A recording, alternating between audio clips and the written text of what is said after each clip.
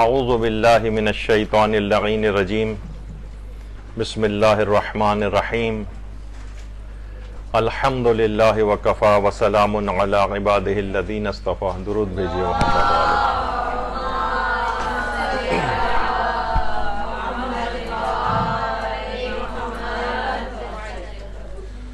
آج ایک بہت ہی منفرد قسم کے موضوع پر ہماری گفتگو ہوگی، لیکن بہت ہی مورد ابتلا مسئلہ ہے. کوئی شخص ایسا نہیں ہے، بچہ ہو، بڑا ہو، جوان ہو، بوڑھا ہو، عورت ہو، مرد ہو، عمر کے کسی حصے میں بھی ہو، ان مسائل سے ضرور اس کو دوچار ہونا پڑتا ہے. اور اس سلسلے میں لوگ بہت شرم و حیا کا شکار ہو جاتے ہیں، مسئلے کو دریافت بھی نہیں کرتے ہیں. نتیجہ یہ ہے کہ ان کی اپنی عبادتیں خراب ہو جاتی ہیں، عبادتیں باطل ہو جاتی ہیں. جب بھی کہا جاتا ہے کہ شرع میں کوئی شرم نہیں، شرعی احکام یہ واضح طور پر علماء سے دریافت کر لینے چاہیے، اور جو اس میں شرم کرتا رہ گیا تو شرم و حیا کا یہ نتیجہ بعض اوقات محرومی کی صورت میں ہوتا ہے. روایات میں آیا ہے، اور پوری زندگی کی عبادتیں اس کی ضائع ہو سکتی ہیں. اور کتنے ہی مسئلے ایسے ہیں جو براہ راست لوگوں نے آ کر بتائے اور اس کے نتیجے میں ان کی عبادات بہت متاثر ہوئیں. تو جب ہی کہا جاتا ہے کہ عمر کے کسی بھی حصے میں انسان ہو، اس کو کسی کے سامنے بیٹھ کر علم حاصل کرنے میں کوئی شرم و حیا نہیں کرنی چاہیے، اور ان احکام کو حاصل کر لینا چاہیے. ابھی آگے چل کر ہم مثالیں بھی دیں گے. قرآن کی آیت بھی ہے کہ واللہ لا یستحی من الحق، واللہ لا یستحی من الحق، یعنی اللہ کو حق بات کہنے میں کوئی حیا اور کوئی شرم محسوس نہیں ہوتی. تو جو حقیقی اسلامی احکام ہیں، چیزیں ہیں، اس میں کوئی شرم نہیں کرنی چاہیے، اس میں کوئی حیا کرنے کی ضرورت نہیں، اور دریافت کرنا چاہیے. اور اگر کوئی احکام دین سیکھنے میں شرم محسوس کرے تو اس کے اس قدر نقصانات دیکھنے میں آتے ہیں، اس قدر نقصانات ہیں کہ اس پہ ایک الگ درس شاید کبھی ہو بھی چکا ہے. اور ایک خاتون کا بھی ایک مسئلہ ہمارے پاس آیا تھا کہ بوڑھی خاتون تھی اور وہ اپنا پورا حج باطل کر کے آ گئی تھی، صرف اسی شرم حیا کی وجہ سے. کہ جب تمام افراد اعمال مکہ کے لیے میدانوں سے واپس آ جاتے ہیں مکے میں، تو حج کا ایک واجب رکن ان کو انجام دینا پڑتا ہے، جسے طواف خانہ کعبہ کہا جاتا ہے. اعمال مکہ میں طواف کعبہ جو واجب رکن ہے، تو اس وقت اتنی بڑی تعداد وہاں پر موجود ہوتی ہے، لوگ بڑے راتوں کے بھی وہاں جاگے ہوتے ہیں مینا میں، اور اس کے بعد آتے ہیں. تو ایک خاتون نے خود یہ بتایا کہ وہ جب آئیں تو ظاہر ہے جب طواف شروع ہونے والا تھا، اس سے پہلے ان کی رہا خارج ہو گئی. تو کیا ہوا، اچھا اس وقت ظاہر ہے سب لوگ، پورا قافلہ چل رہا ہے، یا اور افراد بہت سارے ساتھ میں ہیں جن کے ساتھ ہوئے. اب ان کو بہت شرم محسوس ہوئی ہے کہتے ہوئے کہ بھئی میرا وضو اس طرح سے ٹوٹ گیا ہے. اور سب لوگ انہی کے ساتھ انہوں نے اسی طریقے سے طواف کر لیا، پھر اس کے بعد اسی طرح سے ہی نماز پڑھ لی، واپس آ گئیں. نتیجہ یہ کہ طواف جو کہ واجب رکن تھا، اور جانتے بوجھتے کوئی شک و شبے کا بھی مسئلہ نہیں تھا کہ وضو اس انداز میں ٹوٹ گیا ہے ریا خارج ہونے کی وجہ سے، تو وہ وہاں سے واپس آ گئیں. واپس آنے کے بعد دریافت کر رہی ہیں کہ اب مجھے احساس ہو رہا ہے. تو نتیجہ یہ کہ پورا حج ان کا باطل ہو گیا. اب خود سوچیں کہ جو اس بڑھاپے کے عالم میں حج کرنے کے لیے جائے اور پھر وہاں جا کر وہ اس طرح کی شرم و حیا کا شکار ہو جائے. ورنہ کوئی بھی بزرگ، اچھا بعد میں بھی اگر کسی کو بتا دیتی ہیں تو اتنا وقت وہاں پر ہوتا ہے کہ آپ دوبارہ، کیونکہ احرام بھی ختم ہو چکا ہوتا ہے مینا میں، تو اس کے بعد اعمال مکہ کے وقت تو عام لباس میں بغیر احرام کی پابندیوں کرنا ہوتا ہے، اور کچھ دن وہاں رہتا بھی ہے انسان. لیکن وہی شرم و حیا آڑے آئی اور انہوں نے ڈسکس نہیں کیا. نتیجہ یہ کہ ان کے ساتھ یہ مسئلہ ہوا. اچھا، اب بعض اوقات یہ بھی ہوتا ہے کہ بہت سی خواتین اس انداز کی ان کے مسائل ہوتے ہیں کہ وہ بھی وہاں شرم و حیا کی وجہ سے دریافت نہیں کرتی ہیں، اور ان کا فریضہ جو ہے حج افراد ہوتا ہے. یعنی جس طریقے سے ایک عام طرح سے دیگر جو حاجی حضرات یا خواتین حج کر رہے ہوتے ہیں، کچھ خواتین ایسی ہیں کہ جن کو اس بات کا امکان ہوتا ہے کہ حج شروع ہونے سے پہلے وہ اس حالت کا شکار ہو جائیں گی حیض وغیرہ کے، تو بعض حالات میں، ابھی میں اس کے مسائل کی طرف نہیں جا رہا ہوں، ان کا فریضہ دیگر طرح سے جو لوگ حج کر رہے ہیں وہ نہیں ہوتا، بلکہ ان کا حج کا نام ہی بدل جاتا ہے، ان کا نام ہو جاتا ہے حج افراد۔ سب لوگ کوئی اور طرح سے حج کریں گے اور یہ حج افراد کریں گے، جس میں ایک عمرہ بھی کرنا پڑتا ہے۔ تو اگر کوئی مسائل دریافت نہ کرے اور سب جس طرح سب کر رہے ہیں بس اسی طریقے سے کر لیں لوگ، اور خواتین کو عام طور پہ دیکھا ہی گیا ہے، تو وہ اپنا حج بھی باطل کر کے وہاں سے واپس آتی ہیں۔ تو یہ ایک آپ کے سامنے ہم نے ایک نقشہ اس کا کھینچا ہے، مثالیں تو بہت ہو سکتی ہیں، لیکن یہ مسائل حج کے اوپر ہوتے ہیں، کوئی شرم حیا کچھ نہیں۔ اس وقت ڈائریکٹ مسئلے اپنے علماء سے بھی دریافت کر لینے چاہیے، یا کسی اپنے محرم مرد کے حوالے سے دریافت کر لیں، ان کے ریفرنس سے، کسی عالم دین سے، تاکہ یہ اپنی عبادتیں غیر معقول قسم کی شرم و حیا کی وجہ سے خراب نہ ہو جائیں۔ ہاں، معقول جو شرم و حیا ہیں وہ بھی آگے چل کر آئیں گی، کہ جہاں واقعی شرم حیا کرنے کی ضرورت پیش آتی ہے، ہم دیکھنے میں آتا ہے کہ عام طور پر اس میں شرم حیا نہیں ہوتی، لیکن احکامات دین میں بڑی شرم حیا ہے۔ ام سلیم بنت ملحان، یہ ایک صحابی رسول اللہ صلی اللہ علیہ وآلہ وسلم کی،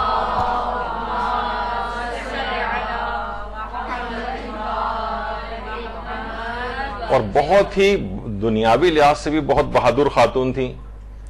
اور اندرونی لحاظ سے بھی بہت مستحکم خاتون تھیں یہ۔ اور بعض جگہوں پہ ملتا ہے کہ بعض صحابہ کرام بھی کچھ مسائل کا حل ام سلیم بنت ملحان سے دریافت کرتے تھے، اور پیغمبر اکرم صلی اللہ علیہ وآلہ وسلم بھی، اللہم صلی علی محمد وآل محمد،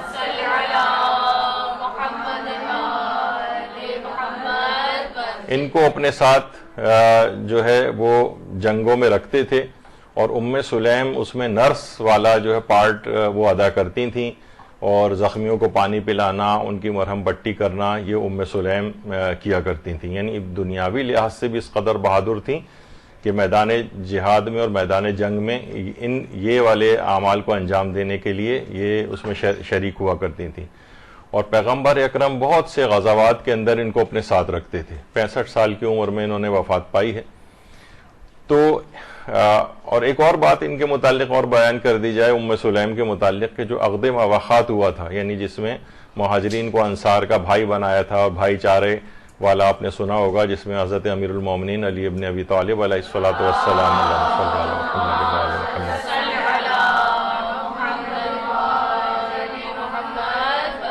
کو رسول اللہ نے اپنا بھائی بنایا تھا، عقد مواخات۔ یہ عقد مواخات یہ ام سلیم بنت ملحان کے گھر میں ہی منعقد ہوا تھا، یہ والا جو واقعہ ہے، تو یہ آپ کے دماغ میں رہے۔ تو ام سلیم جو ہیں، ان کے متعلق ایک روایت ملتی ہے کہ یہ رسول اللہ کے پاس ایک دفعہ آئیں، اور جاءت ام سلیم الی رسول اللہ فقالت یا رسول اللہ ان اللہ لا یستحی من الحق۔ گفتگو ہی ایسی شروع کی۔ دیکھیے بہت سی خواتین ایسی ہیں کہ اس زمانے میں بھی ائمہ کے ادوار میں بھی بڑی فصیح و بلیغ ہوا کرتی تھیں، یعنی یہاں تک کہ ائمہ، بعض خواتین جب ان کے پاس آتی تھیں تو ائمہ ان کی گفتگو کو سنا کرتے تھے، ان کی فصاحت و بلاغت کی وجہ سے اتنی فصیح و بلیغ گفتگو کرتی تھی کہ ائمہ شوق سے سنا کرتے تھے ان کی بات۔ تو ام سلیم رسول اللہ کے پاس آتی ہیں، اور یہ روایت جو ہے حضرت ام سلمہ سے روایت کی گئی ہے، اور آ کے شروعات کس سے کی ہیں؟ قرآن کی اس آیت سے کہ ان اللہ لا یستحی من الحق، اللہ حق بات کہنے سے تو نہیں شرماتا ہے۔ اور اس کے بعد پھر انہوں نے خاص نسوانی مسئلہ رسول اللہ سے دریافت کیا، یعنی بہت کریج کی بات ہے، بہت بہادری کی بات ہے کہ ایک خاص نسوانی مسئلہ براہ راست رسول اللہ سے آ کر دریافت کیا، یہاں تک کہ ام سلمہ بھی حیران ہوئی کہ یہ کیسے ہو سکتا ہے۔ تو لیکن پیغمبر اسلام نے ام سلیم کی تائید کی اور کہا، اور پھر اس کا حل بتایا۔ اب وہ ظاہر ہے مسئلہ ایسا ہے کہ وہ میں یہاں پر نہیں بیان کر سکتا، یعنی ام سلیم تو نہیں گھبرائی تھیں، لیکن مجھے پریشانی ہوتی ہے اس کو بیان کرنے میں۔ تو بہرحال یعنی مقصد کہنے کا ہے کہ رسول اللہ تک سے آ کر بغیر کسی دنیاوی لحاظ سے جو ایک شرم ہوتی ہے اس کو بالائے طاق رکھ کر، اور کہا کہ اللہ تو حق بات کہنے سے نہیں گھبراتا ہے، شرماتا، ظاہر ہے اس نے قرآن جیسی پاکیزہ کتاب کے اندر ہے، وغیرہ کے مسئلے اور خواتین کے فقہی احکام اور جنابت اور اس طرح کی سب چیزیں اس نے احکام بیان کی ہیں، اور ائمہ اور پیغمبر اسلام مسجد نبوی میں بیٹھ کر یہ تمام احکام بیان کیا کرتے تھے، تو اس کے اندر کوئی ایسی پرابلم والی بات نہیں۔ تو ام سلیم کے لیے یعنی یہاں تک کہ حضرت ام سلمہ بھی متعجب ہو گئیں اور کہا کہ یہ کس طرح سے ممکن ہو سکتا ہے، تو پیغمبر نے ان کی تائید کی ام سلیم کی نہیں یہ ممکن ہے، اور پیغمبر نے پھر اس کی قلت بھی بتائی۔ اسی طریقے سے تاریخ میں ایک واقعہ ملتا ہے اسی سے متعلق، پھر اس کے بعد ہم مسائل کے اوپر آئیں گے۔ حاتم الاسم کا، یہ بلخ کے ایک عالم تھے اور 3 صدی ہجری میں یا عیسوی اعتبار سے 9ویں صدی عیسوی میں کے عالم دین تھے، مسلمان علماء میں ان کا شمار ہوتا ہے۔ حاتم الاسم، اسم کہتے ہیں بہرے کو، اور ان کا ایک خاص واقعہ ہے کہ ایک عورت ایک دفعہ حاتم الاسم سے جو ہے کوئی مسئلہ پوچھنے کے لیے آئی، اور ظاہر ہے کہ انسانی جسم کے عوارض ہوتے ہیں، آواز کے ساتھ ریا خارج ہو گئی حاتم کے سامنے، ایک عالم دین کے سامنے، اتنی گھبرائی، شرم سے پانی پانی ہو گئی بالکل۔ تو حاتم الاسم نے فوراً ان سے بات بنائی کہ کیا کہا، ذرا زور سے بولیے، مجھے بالکل آپ نے جو مسئلہ بیان کیا میں بہت اونچا سنتا ہوں، مجھے سمجھ میں نہیں آیا ہے۔ پھر اس خاتون نے جو ہے نا مزید بلند آواز سے اپنا مسئلے کو بیان کیا، انہوں نے کہا ابھی بھی مجھے سمجھ میں نہیں آیا کہ آپ نے کیا کہا ہے، تاکہ اس کو یقین دہانی ہو جائے کہ انہوں نے اس ریح کی آواز نہیں سنی۔ یہاں تک کہ انہوں نے اپنے آپ کو مشہور کر لیا اس عورت کو شرمندگی سے بچانے کے لیے کہ یہ بہرے ہو گئے حاتم جو ہے، اور ان کا نام ہی پڑ گیا حاتم الاسم۔ یہاں تک کہ بہرحال دیکھیے جب انسان اس طرح سے کسی کا پردہ پوشی کرتا ہے تو بہرحال یہ کہ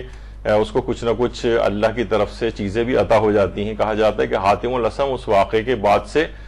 اپنے آپ کو اس لحاظ سے اس عورت کو شرمندگی سے بچانے کے لیے بہرا اپنے آپ کو بنایا، لیکن اس کے بعد ان کی کان جو ہے دور دور کی آوازیں بھی سننے لگے،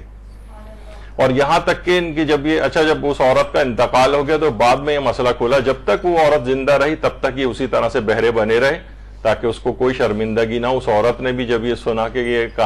انہوں نے نہیں سنی ہے وہ آواز، تو اس نے بہت اطمینان کا ایک سانس لیا اور اس شرمندگی سے اس کو بچایا۔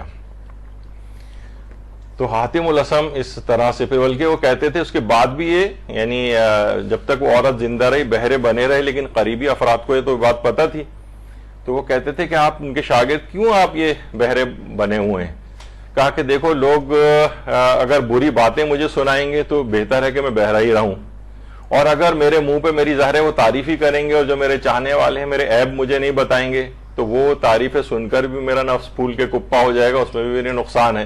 تو میرے لیے اسی طرح سے بہرے بنے رہنا ہی فائدہ مند ہے۔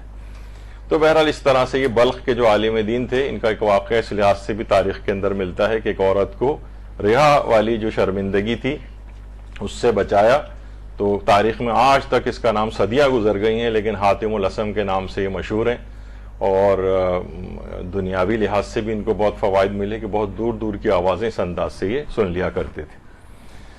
اچھا اب دیکھیے ریح بھی کہتے ہیں اس کو، ریحہ بھی کہتے ہیں، گیس بھی کہتے ہیں، معدے کی ہوا بھی کہتے ہیں، فلیٹس، فلیٹولینس، تو اس طرح کے بہت سارے اس کے ملتے جلتے اس کے جو الفاظ ہیں، اور جس میں انسانی ہمارا تقریباً 500 ملی لیٹر سے 2000 ملی لیٹر پر ڈے تقریباً گیس پیدا کرتا ہے۔ اور ابھی آپ آگے چل کے سنیں گے بھی کہ دائم الریح جو افراد ہوتے ہیں جو ہر وقت بیچاروں کے ساتھ عارضہ ہوتا ہے کہ نماز پہ کیسے پڑھیں، وضو کیسے کریں، ہر وقت ریا خارج ہو رہی ہے۔ بعض اوقات تو بہت سے وسواسی بھی ہوتے ہیں، ہم مریض کے طور پہ بھی لوگ آتے ہیں تو وہ کہتے ہیں نہیں کوئی وقت ہی ایسا نہیں ہر وقت گیس خارج ہو رہی، تو اکثر ہم ان سے مذاق میں بھی کہتے ہیں کہ بلا وجہ پاکستان میں گیس کے بحران کا جو ہے وہ بیان کیا جاتا ہے، تو ہر شخص کے پاس پلانٹ لگا ہوا ہے یہاں پر۔ تو بہرحال یہ کہ جو یہ ہے 500 ملی لیٹر سے عام طور پر اور تقریباً 2000 ملی لیٹر تک گیس اس انداز سے پروڈیوس ہوتی ہے جسم کے اندر، یعنی ایک بایولوجیکل سسٹم ہے، اور تقریباً 5 دفعہ سے لے کر 15 دفعہ آن این ایوریج یہ ایک ہر شخص کا ایک ایوریج ہے کہ جس سے جسم سے اس کے ریا خارج ہوتی ہے، 5 سے لے کر 15 بار تک ایک ایوریج ہے، زیادہ بھی ہو سکتی ہے کسی کو کم بھی ہو سکتی ہے، تو یہ اس انداز سے۔ اور اس کے اندر یہ بھی ہے کہ بہت سی ویسے ایک عمومی معلومات کے لحاظ سے کہ اس میں نائٹروجن گیس بھی ہوتی ہے، اس میں میتھین گیس بھی ہوتی ہے، کاربن ڈائی آکسائڈ گیس بھی ہوتی ہے، تو اس انداز سے یہ ایک عارضہ اس کے اندر افراد کے اندر ہوتا ہے. اور عام طور پر اس میں جو بو محسوس ہوتی ہے وہ ہائیڈروجن سلفائڈ ایک گیس ہے یا سلفر ہے جس کی وجہ سے اس میں بو ایک آ جاتی ہے. اچھا، اب کثرت ریاح جو ہے اس کی تھوڑی سی کچھ طبی وجوہات بھی ہیں. ابھی ہم فقہی احکام کے اوپر بھی جا رہے ہیں لیکن تھوڑا سا ایک خاکہ آپ کے دماغ میں ہو جائے. کچھ تو طبی وجوہات ہیں. ایک تو یہ کہ کھانے کے ساتھ ہوا کا اندر چلے جانا. ظاہر ہے ہمارا منہ ہے، جب ہم کھانا کھاتے ہیں منہ کھلتا ہے تو ہمارا کوئی خلا کی طرح سے تو یعنی ایسا تو نہیں ہے کہ وہ کوئی اس میں کوئی ریسٹرکشن ہو، تو معدے کے اندر کھانے کے ساتھ ہوا بھی جاتی ہے. اور وہ افراد کے جو کہ جن کی جو ڈائٹری جو ہیبٹس ہوتی ہیں، تو عام طور پر جیسے بہت ابھی آگے سنیں گے آپ سبزیاں وغیرہ اور جو کہ گیس پروڈیوسنگ چیزیں ہیں، تو وہ کھانے کے ساتھ ساتھ منہ کے ذریعے بھی ہوا اندر معدے کے اندر جا رہی ہوتی ہے. تو یہ ان کے ساتھ ہوتا ہے. تو وہ معدے کے اندر جب ہوا جاتی ہے تو پھر اس کے بعد آتے ہیں اور اس کے بعد پھر اس کے اخراج کا سسٹم جو ہے وہ ہوتا ہے. بچوں کے ساتھ بھی ایک بہت بڑا مسئلہ یہ ہوتا ہے کہ عام طور پہ وہ جو بچے کافی رو رہے ہوتے ہیں تو ان کے ماؤں کو ظاہر ہے جو بریسٹ فیڈنگ والی کے بچوں کے جو کرا رہی ہوتی ہیں وہ بھی ان کو ٹیکنیک سیکھنی چاہیے کہ جس سے بچوں کے منہ میں پیٹ میں ہوا نہ جائے، جس کی وجہ سے پھر کولک ہوتا ہے ان کو اور اس کے بعد بچے روتے ہیں. عام طور پر وہ گیس ہوتی ہے. یہی وجہ ہے کہ تجربے کار مائیں بچوں کو دودھ پلانے کے بعد ان کو کندھے سے لگا کے ڈکار وغیرہ دلواتی ہیں. اور بعض اوقات اس کی یہ ضروری نہیں کہ بالکل آخر میں ایسا ہو، بچوں کو 2 بار یا 3 مرتبہ بھی ڈسکنٹینیو کروا کر دودھ پلانے کو اور ڈکار دلواتے رہنا چاہیے تاکہ پیٹ میں جو ہوا اس انداز سے جاتی ہے اور کیسے کم سے کم جائے ہوا، اس کی بھی ٹیکنیک ہیں جو ڈاکٹروں سے پوچھنی چاہیے. تو اچھا، اس خاص طور پہ جو بوٹل فیڈ جو بچے ہوتے ہیں نا، وہ اس کے اندر آپ نے دیکھا ہوگا بوتلوں کے اندر ہوا جو ہے وہ ہوتی ہے، تو وہ بوتلوں کی ہوا جو ہے وہ بھی بچے کے پیٹ میں جاتی ہے اور اس کا پیٹ پھولتا ہے اور اس کے بعد پھر اس کو درد ہوتا ہے، روتا ہوتا ہے وہ بعد میں. تو یہ ایک مسئلہ ہوتا ہے. یا اس طرح سے ایک لیکٹوز انٹالرنس کہلاتی ہے، بڑوں میں بھی ہوتی ہے بچوں میں بھی ہوتی ہے. گلوکوز صحیح ایبزارب نہیں ہوتی، ایک عارضہ ہوتا ہے جس کے نتیجے میں ان کو پیٹ بلوٹنگ اور یہ گیس وغیرہ بنتی ہے اس طرح سے. اور خاص طور پر اس وقت جب بچہ دودھ سے جو ہے وہ ہائی فائبر ڈائٹ کی طرف سوئچ اوور کرتے ہیں اس کو کہ اب یہ کچھ اور چیزیں بھی کھانے لگتا ہے، تو اس وقت یہ مسئلہ زیادہ ہوتا ہے. خیر، یہ تو میڈیکل طبی وجوہات ہیں، بیچ میں کچھ آ گئی ہماری فیلڈ سے متعلق بھی تھیں تو میں نے کہا اس کو بھی ذکر کر دیا جائے. کچھ بیماریاں بھی وجوہات ہوتی ہیں جو ہوتا ہے عام طور پہ لوگ ہر چیز کو وہ بھی نہیں کہہ دینا چاہیے کہ یہ وسواس ہے. اریٹیبل باول سنڈروم یہ ایک بہت ایک کامن ایک بیماری ہے. آنتوں کی حرکت اس میں کافی تیز ہو جاتی ہے تو اس کے اندر گیسز بھی بنتی ہیں اور فریکوینٹ ڈائریاز وغیرہ بھی ہوتے ہیں، کبھی کانسٹیپیشن بھی ہو جاتا ہے، اس طرح سے چیز ہوتی ہے. تو اس میں بھی گیس بہت بنتی ہے. تو بعض اوقات یہ دیکھا جاتا ہے ڈاکٹری اعتبار سے ہمارے کو وسواس قرار نہیں دے سکتے بلکہ پہلے ڈاکٹر کے پاس جا کے کہیں اریٹیبل باؤل سنڈروم تو نہیں ہے، اس طرح سے بھی چیزیں چیک ہوتی ہیں. اسی طرح سے جو آپ کے نارمل جو ڈیری پروڈکٹس ہیں، دودھ ہیں، چیز ہے اور یوگرٹ ہے یا دہی وغیرہ، یہ بھی گیس جو ہے وہ پروڈیوس کرتے ہیں. تو اگر کسی کو اس قسم کا عارضہ ہو، وضو نماز اس کا مشکل ہوا جا رہا ہے، تو وہ کچھ اپنی ڈیری پروڈکٹس کے استعمال کو کم کرے، اس سے بھی ہوتا ہے. اسی طریقے سے آج کل سردیاں بھی ہیں جو عام طور پر یہ جو نٹس وغیرہ ہوتے ہیں، ڈرائی فروٹس، یہ اگر انسان کھاتا ہے تو اس سے بھی بہت معمولی مقدار میں کھائے تو شاید اتنا نہ ہو، لیکن عام طور پر جو سیزن چل رہا ہوتا ہے تو اس میں لوگ خوب کھا رہے ہوتے ہیں اس کو، تو اس سے بھی کافی گیس وغیرہ بنتی ہیں. تو اس سے بھی اپنے آپ کو اوائڈ کرنا چاہیے بہرحال. اسی طریقے سے کچھ خاص فروٹس اور ویجیٹیبلس ہیں جن سے گیس زیادہ بنتی ہے، جس کے اندر یہ گوبھی وغیرہ کی اقسام ہیں، سیب ہے، پیاز ہے، چیریز ہیں، بینس مٹر وغیرہ ہوتے ہیں، پیچ ہیں، یا اس طرح سے ریسنس وغیرہ، ان سے سب سے بھی گیس کافی بنتی ہے. یا عام طور پر جس طرح حلیم وغیرہ کھایا جاتا ہے یا اس طرح سے، تو وہ افراد کہ جو کہ اس مرض کا شکار ہوتے ہیں اور نماز و روزہ ان کو پرابلم کر رہا ہوتا ہے، تو خاص طور پہ اپنی ڈائٹ وغیرہ دیکھیں کہ اس کے اندر اس طرح کی چیزیں تو نہیں ہیں اس کے اندر.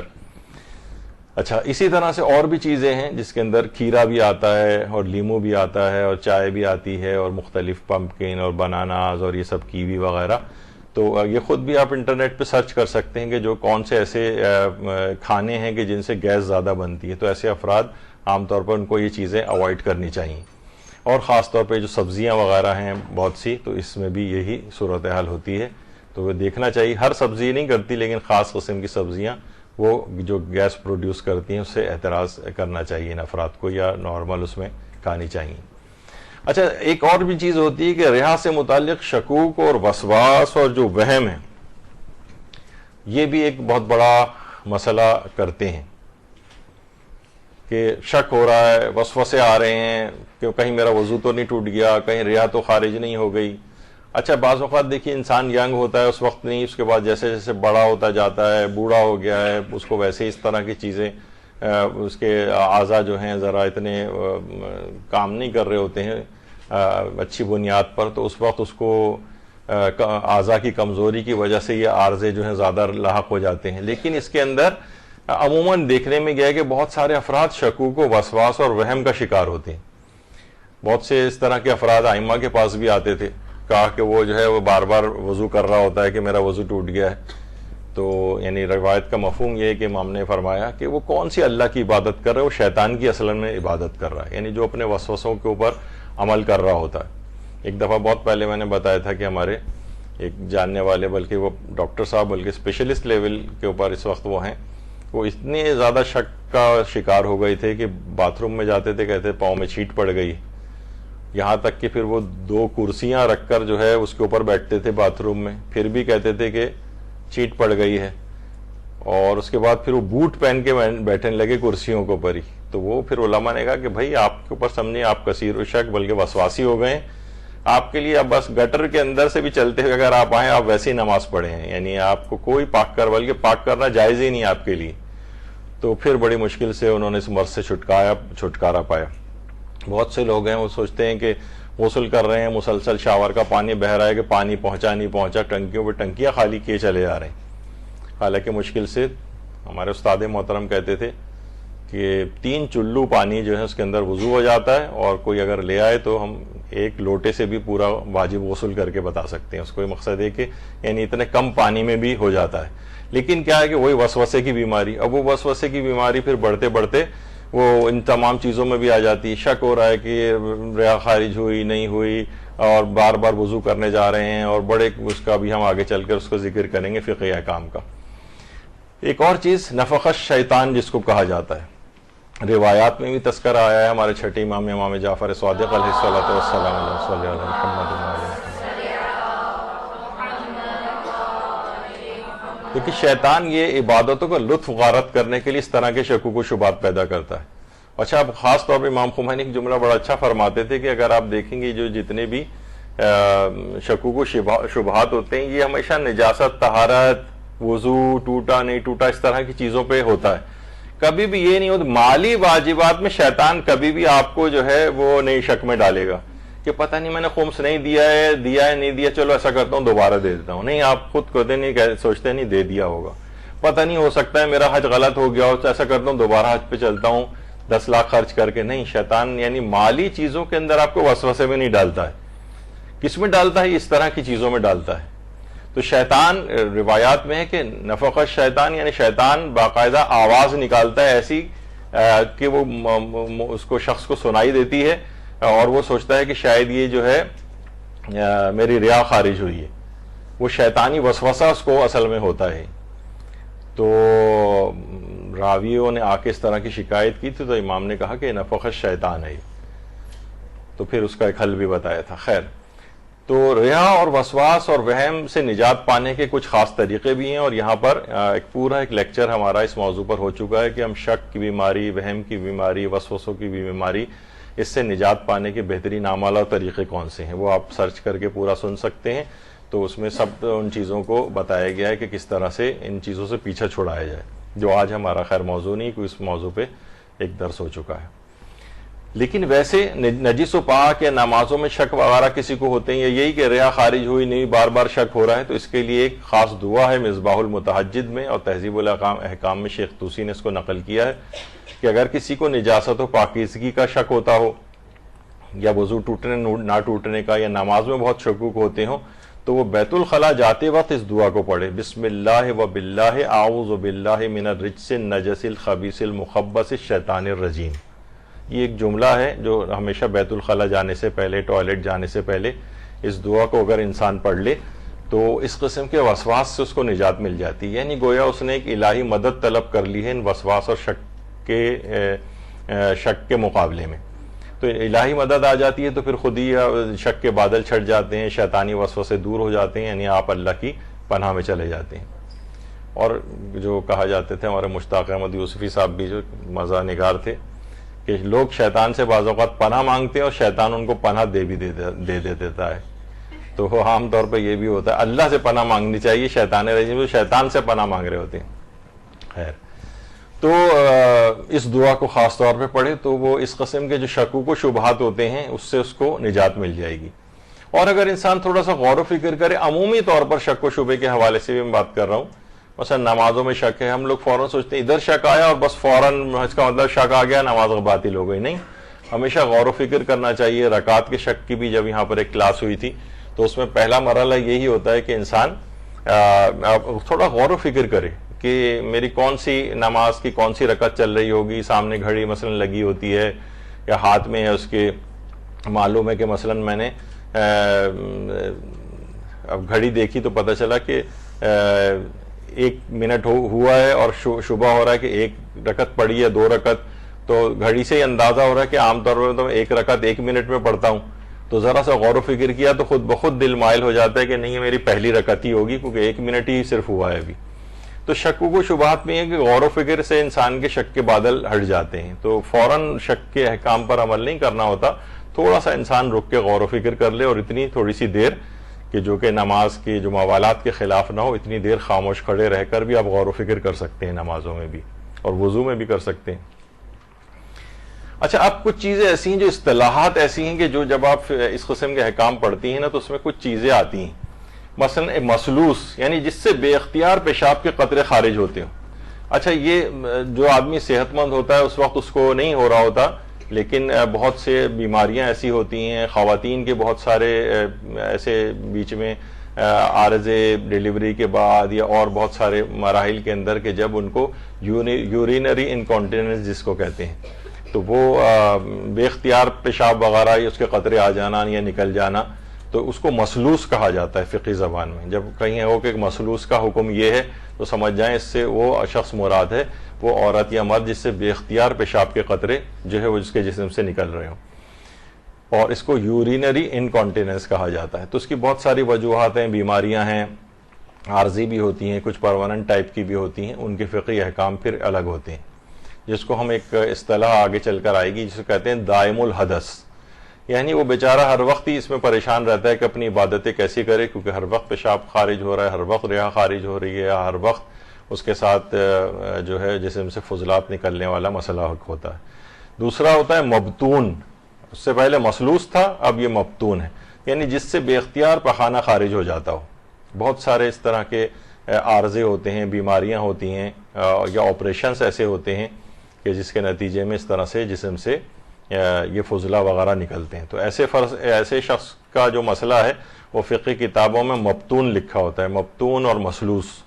تو یہ سمجھ جائیں کہ اس سے مراد بعض اوقات وہاں پہ لکھا ہوا نہیں ہوتا کہ اس سے کیا مراد ہے، یہ ایک فقہی ٹرمینالوجی ہے جو ویسے ہی پتہ ہونی چاہیے. یعنی بہت سے لوگوں کے کولوسٹومی بیگ لگے ہوتے ہیں، یعنی آنتوں کو ان کی صحیح طور پہ کام نہیں کر رہی ہوتی اور یہ بیگ ان کا باہر لٹکا ہوتا ہے، تو جو بھی فیکل میٹر یا جو ہوتا ہے فضلات وغیرہ وہ باہر کی اس کے اندر آ جاتے ہیں بیگ میں، جو ریموویبل ہوتا ہے. پھر اس کو آپ دوبارہ اس کو صاف کرنے کے بعد یا ریپلیس اگر کرنا ہے تو اس کے بعد دوبارہ پھر، یعنی یہ ہر وقت ان کے جسم سے بہت سے لوگوں کی بیماریاں ہوتی، تو یہ بیگ اس طرح سے لگا ہوا ہوتا ہے. تو فیکل انکانٹیننس، وہ یورینری انکانٹیننس تھا، یہ فیکل انکانٹیننس یعنی فضلات کا اس طرح سے نکلنا. اور تیسری چیز ہے سلسل الریح، جس سے بے اختیار ریحہ خارج ہوتی رہتی ہو، یہ اس کو سلسل الریح کہا جاتا ہے، یا اس کو دائم الریح بھی کہتے ہیں. یعنی ہر وقت ریحہ کا مسئلہ ان لوگ، جو کہ آج ہمارا مین مسئلہ ہے، جو مسلوس، مبتون اور سلسل الریح، یہ تینوں کا کمبینیشن ملا کے دائم الحدث ہونا کہا جاتا ہے کہ ان میں سے کوئی ایک اس کو لاحق ہے یا ایک سے زائد بھی ہو سکتے ہیں.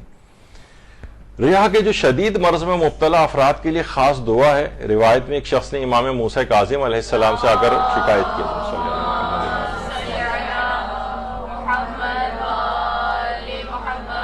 مفاتیح الجنان میں شیخ عباس قمی نے لکھا ہے کہ اس نے کہا کہ مولا پیٹ میں ہوا کی حرکت کی آواز میرے آتی رہتی ہے، مجھے لوگوں کے ساتھ بات کرتے ہوئے بڑی شرم آتی ہے کیونکہ ہوا میرے پیٹ سے خارج بھی ہوتی ہے، لوگ اسے سنتے ہیں، تو آپ میرے لیے ہوا کی اس تکلیف کے دور کرنے کی کوئی دعا تعلیم فرمائے۔ تو ہمارے 7ویں امام نے پھر ایک دعا اس کو تعلیم کی، کہا کہ جب تم نماز شب پڑھ چکو تو یہ دعا پڑھو، اور اس کا ترجمہ یہ ہے کہ اے معبود، جو اچھائی ہے تیری طرف سے ہے اور اس میں میری کوئی خوبی نہیں، اور جو برائی مجھ سے سرزد ہوتی ہے تو نے پہلے مجھے اس سے ڈرایا ہے، اس کے لیے میں کوئی عذر نہیں رکھتا ہے۔ اے معبود، بے شک میں تیری پناہ لیتا ہوں کہ اس بات پر بھروسہ کروں جو میرے لیے وجہ تعریف نہیں ہے، یا اس پر مطمئن رہوں کہ جس کے لیے میں کوئی عذر نہیں رکھتا، جس کا ترجمہ یہ ہے اللہم ما کان من خیر فمنک سے یہ دعا شروع ہوتی ہے۔ مفاتیح کے اندر بھی آپ کو یہ والی دعا مل جائے گی۔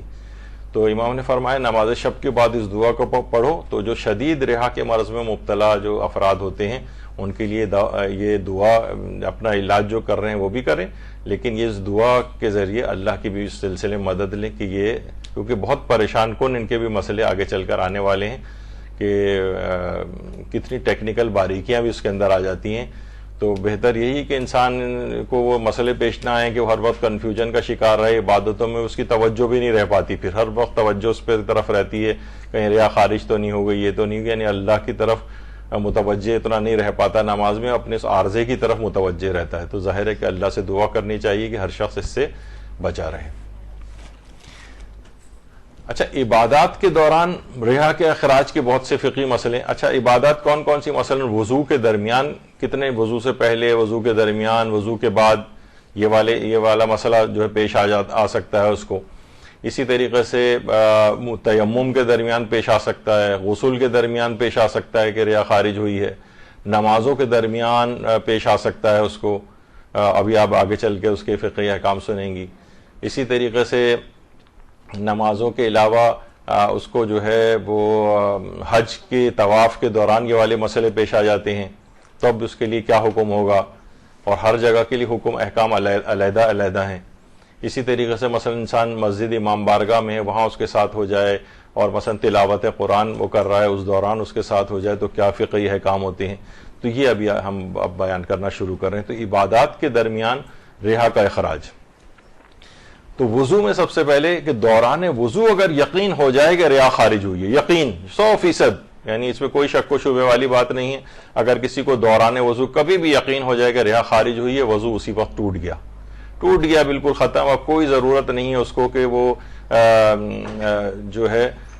وہ پورا وضو کو اپنے مکمل کرے اور پھر دوبارہ کرے، نہیں، بس جہاں جیسی ریا خارج ہونے کا یقین ہو وہیں وضو، چاہے درمیانے وضو ہے کہیں پہ بھی اس کو ہوا، بس وہیں چھوڑ دے، ڈسکنٹینیو کر دے، وہ سمجھے بالکل نل اینڈ وائڈ ہو گیا وہ وضو، اب نئے سرے سے بالکل وضو کرے۔ تو دوران وضو اگر یقین ہو جائے کہ ریا خارج ہوئی ہے تو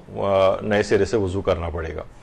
دوسرا یہ کہ دوران وضو احتمال ہو کہ ریا خارج ہوئی ہے۔ احتمال کہتے ہیں بہت ہی ویک ٹائپ کا خیال ہوتا ہے، 5% خیال، 10% خیال، 90% تو یہی کہ ریا خارج نہیں ہوئی،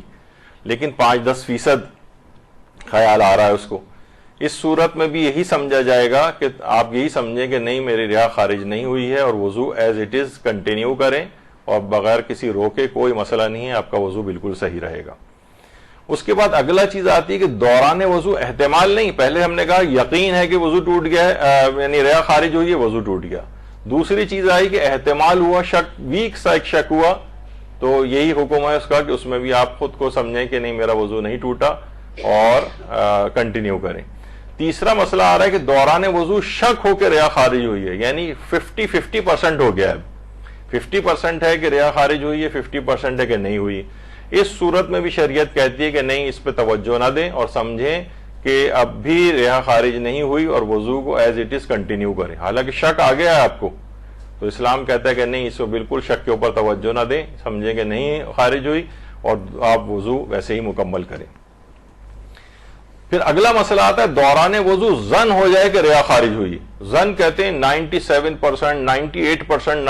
تک بھی معاملہ چلا جائے، یعنی اتنا زیادہ آپ کو ہے کہ 97%، 98% کے ریا خارج ہوئی، تب بھی اسلام کہتا ہے کہ یہی سمجھو کہ نہیں خارج ہوئی اور آپ وضو کو کنٹینیو کریں۔ یعنی آپ نے دیکھا کہ بالکل ہم سوائے کہ 99 تو تقریباً وہ یقین کا اور اطمینان جس کو کہتے ہیں اس یقین کا قائم مقام ہوتا ہے، تو 99 یا 100% تو پھر وہ تو یقین ہو گیا آپ کو، یعنی اطمینان ہو گیا کہ ہاں ریا خارج ہوئی، تو پھر تو ظاہر باطل سمجھیں گے وضو کو۔ لیکن 98% تک بھی معاملہ چلا گیا ہے، تب بھی آپ یہ سمجھیں گے کہ نہیں ایسا نہیں ہوا ہے، اور وضو کو ایز اٹ از جاری رکھیں، کچھ بھی کرنے کی آپ کو ضرورت نہیں۔ اچھا، وضو مکمل کر لیا، اب وضو بعد وضو یہ شک ہو رہا ہے کہ ریا خارج ہوئی، وضو پورا سیف تھا اس وقت، اب لیکن بعد میں شک ہو رہا ہے کہ وضو مکمل ہونے کے بعد، تب بھی یہی حکم رہے گا کہ شک کو کبھی بھی آپ اس پہ توجہ نہ دیں، شک کو، کیونکہ حدیثوں کے اندر بھی ایک قانون بیان ہوا ہے، لا تنقض الیقین بالشک، یقین کبھی شک سے نہیں ٹوٹتا ہے، یقین کبھی شک سے نہیں ٹوٹتا ہے۔ یقین تھا کہ میں نے وضو کیا ہے، اب شک ہو رہا ہے کہ وضو ٹوٹا یا نہیں ٹوٹا، رہا کے نتیجے میں سمجھیں گے کہ نہیں ٹوٹا، یہ خود اصول امام معصوم نے بتایا ہے ہم کو، اور زرارہ سے روایت ہے، کچھ اور روایات بھی اس سلسلے میں آئی ہیں جو خاص وضو کے سلسلے میں بھی ہے، اور بھی جگہوں پر یہ قانون اپلائی ہوتا ہے۔ اس قانون کو کہا جاتا ہے استصحاب کا قانون، اصل استصحاب، اور یہ اتنا ایسا قانون ہے کہ اس پہ پوری کتابیں مراجع نے لکھی ہیں، امام خمینی نے بھی ایک پوری کتاب الاستصحاب اس فقہی قانون کے اوپر لکھی۔ آج کل ایک بہت ہی فتنے کے طور پر بھی ایک چیز ہے، بہت سے اخباری مزاج کے لوگ کہتے ہیں کہ بھائی جو مجتہدین ہیں ان کو اپنے فتوے کے دلائل مقلدین کو بتانے چاہیے۔ مراجع اپنی مفصل کتب استدلالی فقہ کے اندر سارے دلائل لکھتے ہیں، اب ہر جگہ ہر شخص، ہر مقلد کو، ہر جاہل آدمی کو مثلا وہ آ کے کہے کہ مجھے دلیل بتائیے، تو مجتہد مثلا اگر دلیل بتا بھی دے، مجتہد کہے گا کہ بھئی یہ وضو ٹوٹا یا نہیں ٹوٹا، شک ہو رہا ہے، تو وہ کہے گا، مجتہد جواب دے گا کہ نہیں ٹوٹا، وہ کہے گا دلیل بتائیے، مجتہد کہے گا کہ لا تنقض الیقین بالشک، یقین کبھی شک سے نہیں ٹوٹتا ہے، تو وہ کہے گا اس میں وضو کا تذکرہ کہاں ہے؟ اب مجتہد کہے گا بھئی یہ قانون استصحاب ہے، خود امام نے بتایا، وہ کہے گا قانون استصحاب کیا ہوتا ہے؟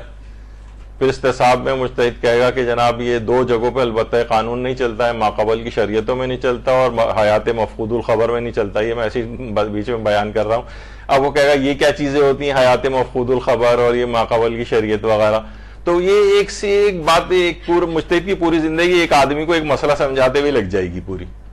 تو یہ ممکن ہی نہیں ہے۔ تو اس لیے لحاظ سے یہ سب علماء یہ ہمارے واقعتاً محسنین ہیں، انہوں نے اتنے سخت مسائل کو ہمیں کتنا حل کر کے ہمیں دے دیا ہے کہ ہم اپنی زندگی میں ہمیں ان مشکلات میں جانے کی ضرورت نہیں پیش آتی ہے۔ اب دیکھیں یہ افراد انہوں نے کبھی سوچا بھی نہیں ہوگا صرف اس ایک مسئلے میں استصحاب کا قانون سے کتنے مسئلے حل ہوتے ہیں۔ صبح ہم نے ٹنکی فل کی تھی، پانی کور ہو گیا تھا، اس کے بعد دن میں موٹر بھی چلتی رہی اور جناب یہ آپ کی واشنگ مشین بھی چلتی رہی، لوگ نہاتے وہاتے بھی رہے، اب شک ہو رہا ہے کہ پانی جو ہے ٹنکی میں کور ہے یا قلیل پانی میں تبدیل ہو گیا ہے وہ، تو اسی یقین کو یہاں پر کھینچ کے لائیے، استصحاب کا قانون کہلاتا ہے، یعنی یقین کیونکہ شک سے نہیں ٹوٹتا۔ پہلے یقین تھا کہ ٹنکی کا پانی کور ہے، اب بھی سمجھیے کہ اب بھی کور ہے، یہاں تک کہ آپ کو یقین ہو جائے کہ کور نہیں ہے، مثلا ہوا آنے لگی، نل کا پانی بند ہو گیا، اس میں سے آنا، تو اب آپ کو سمجھ میں آ جائے گا کہ نہیں پانی بہت کم ہو گیا ہے مثلا۔ لیکن یہ استصحاب کا قانون ہے، یقین کا بھی شک۔ تو اسی طرح وضو بھی ہے کہ وضو میرا ٹوٹا یا نہیں ٹوٹا، تو یہ استصحاب کا قانون کہتا ہے۔ بیچ میں یہ بات آ گئی کہ یہ تاکہ ہم یہ والا مسئلہ بھی بیان کر دیں کہ یہ والی جو فرمائش ہے کہ انوکھا لاڈلا کھیلن کو مانگے چاند جو کہا جاتا ہے نا، یعنی وہ کہتا ہے مجھے فقہی مسئلے کی دلیل بتائیں، او بھائی دلیل سمجھنے کی آپ میں صلاحیت نہیں ہے، یہ تو ایک مثال ہے، اگر آپ بیان کریں تو وہ اتنی ٹیکنیکل باریکیاں ہیں اس کے اندر، ایسے ہی جیسے کوئی مسافر کہے بھائی یہ آپ جہاز کیسے اڑا رہے ہیں، پائلٹ سے جا کے گفتگو کر دے، وہ جو باتیں بتائے گا مسافر کی سمجھ میں وہ بھی نہیں آ رہی ہوں گی، تو وہ سوچے گا کہ اتنا بھاگنا دوڑنا کیوں ضروری ہے، رن وے کے اوپر جہاز یہیں سے ہیلی کاپٹر کی طرح سے مثلا کیوں نہیں اڑ جاتا۔ خیر یہ تو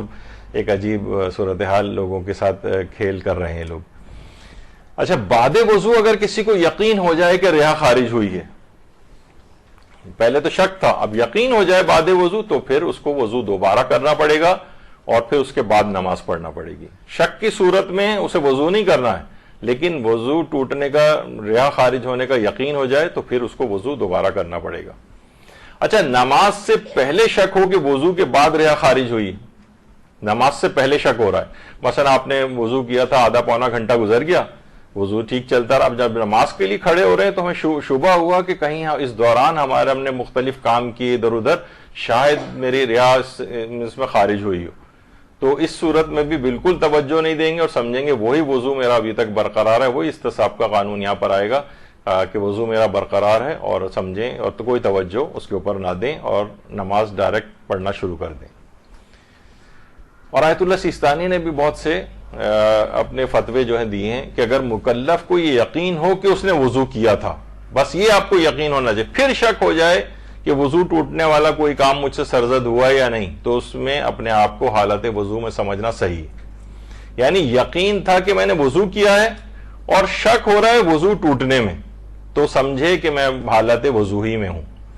پھر اگلے مسئلے کو لکھتے ہیں مکلف کو یقین ہو کہ وضو ٹوٹنے والا کام مجھ سے ہوا ہے,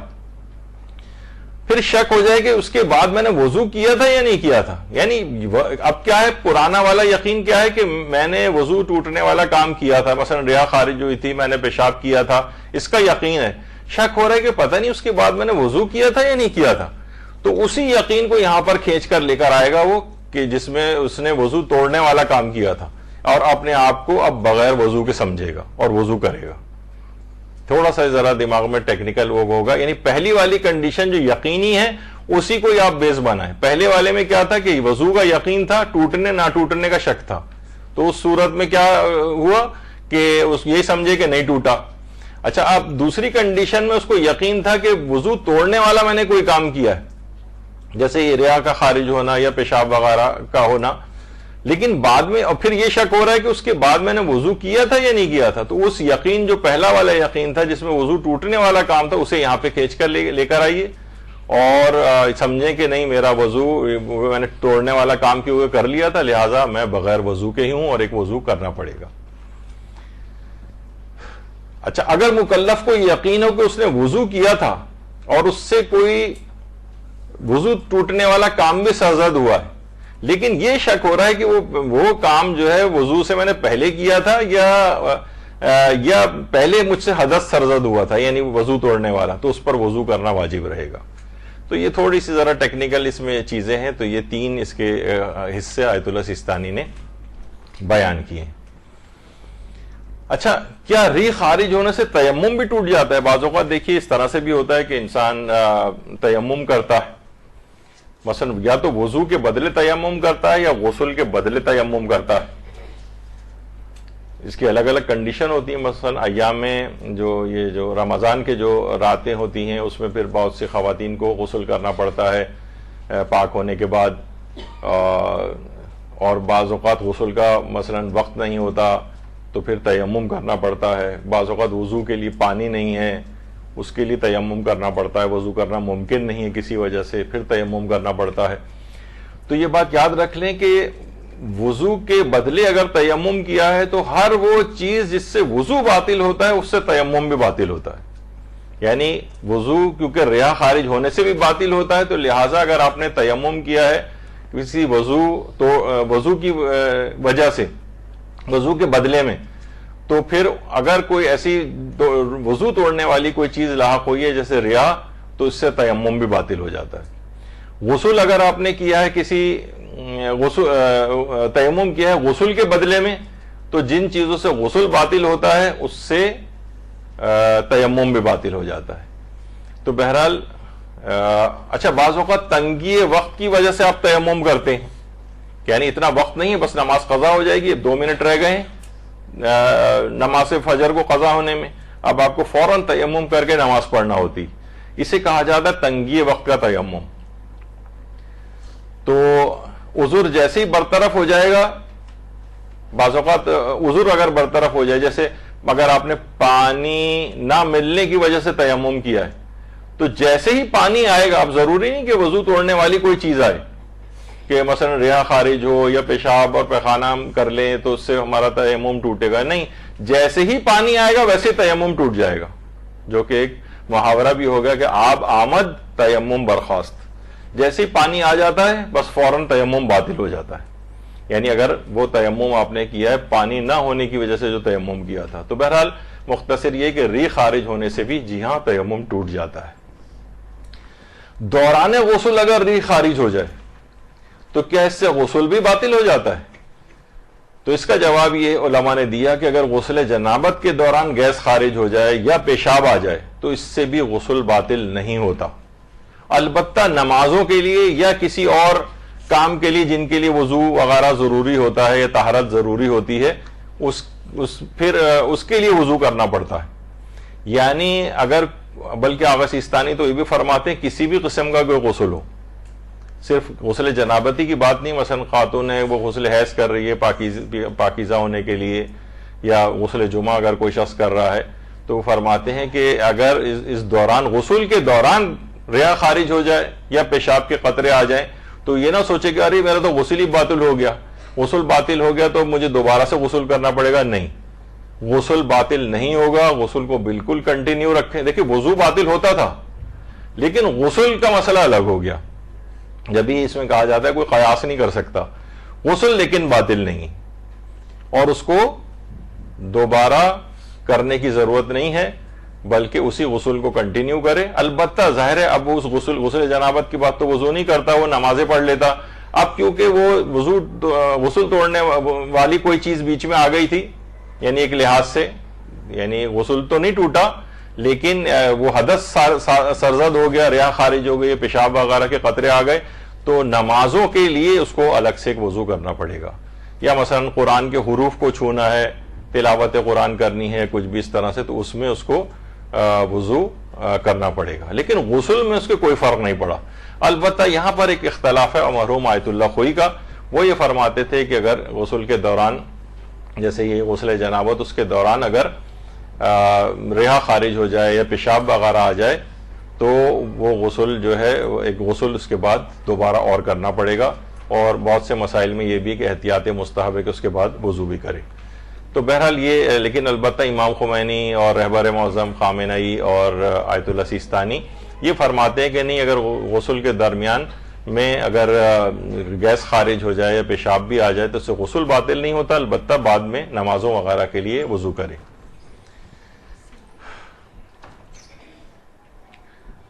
اچھا، بعد غسل اگر ریاء خارج ہو جائے، ابھی تو دوران غسل تھا، بعد غسل ریاء خارج ہو جائے اس سے بھی کوئی فرق نہیں پڑے گا. یعنی غسل کی حد تک فرق نہیں پڑے گا، البتہ نمازوں کے لیے یا کسی بھی ایسے کام کے لیے جس کے لیے وضو ضروری ہو، جیسے حروف قرآن کو ہاتھ لگانے کے لیے وضو ضروری ہوتا ہے. تو بہت سارے اور مقامات ہیں کہ جب وضو کرنا 5-6 مقامات ہیں کہ جب ضروری ہوتا ہے تو ان کاموں کے لیے وضو کرنا پڑے گا. لیکن بعد غسل بھی اگر ریحہ خارج ہو جائے تو اس سے غسل نہیں ٹوٹتا ہے،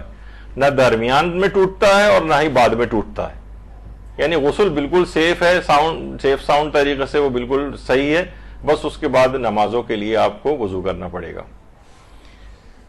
اچھا، غسل کے دوران ریحہ خارج ہونے کے مسئلے میں کیا غسل جنابت اور دیگر غسلوں کے مسئلے میں کوئی فرق ہے؟ تو جس کا جواب ہے کہ نہیں، اس میں کوئی فرق نہیں ہے. جو بھی غسل اگر کر رہے ہوں، خاص طور پہ جو غسل جنابت کی بات کی ہم نے، جو اس کے اندر بھی یعنی کوئی فرق نہیں ہے کہ دیگر جو غسل ہیں مستحب غسل ہیں، اس کوئی فرق نہیں پڑتا، غسل ٹھیک رہے گا. البتہ بعد غسل جو ہے نمازوں کے لیے کوئی نماز نہیں پڑھنی تو کوئی وضو بھی نہیں کرنا ہے، لیکن جب نمازوں وغیرہ کا مسئلہ آئے گا تو پھر ایک وضو کرنا پڑے گا. دوران نماز، اب نماز میں آ گئے ہم، غسل سے اب نماز میں آ گئے. دوران نماز آپ کو ظن، شک یا احتمال ہو کہ ریاء خارج ہوئی ہے، یعنی جب تک آپ کو یقین نہ ہو، یقین ہو کہ دوران نماز ریاء خارج ہوئی ہے، پھر تو آپ کا نماز باطل ہو جائے گی. پھر وضو بھی کرنا پڑے گا نئے سرے سے اور پھر نماز پڑھنی پڑے گی. لیکن احتمال، شک، ظن یعنی 98% تک بھی آپ کا شک چلا جائے کہ میری جو ہے وہ ریاء خارج ہوئی ہے یا پیشاب کا کوئی قطرہ آ گیا ہے، تو اس صورت میں پھر یہی سمجھا جائے گا کہ نہیں ایسا کچھ ہوا، اور نماز کو بالکل کنٹینیو رکھیں، کوئی مسئلہ نہیں ہے، کوئی فرق نہیں پڑے گا. اچھا، دوران نماز یقین ہو جائے کہ ریاء خارج ہوئی ہے تو بس جیسے ہی یقین ہو جائے آپ کو، فوراً آپ کی نماز باطل ہو گئی. بہت سے لوگ ایک چیز اور بھی کرتے ہیں کہ پھر وہ پوری نماز آخر تک پڑھتے ہیں اور پھر اس کے بعد پھر جو ہے وہ دوبارہ نماز پڑھتے ہیں وضو وغیرہ کر کے. نہیں، ایسا کوئی مسئلہ نہیں.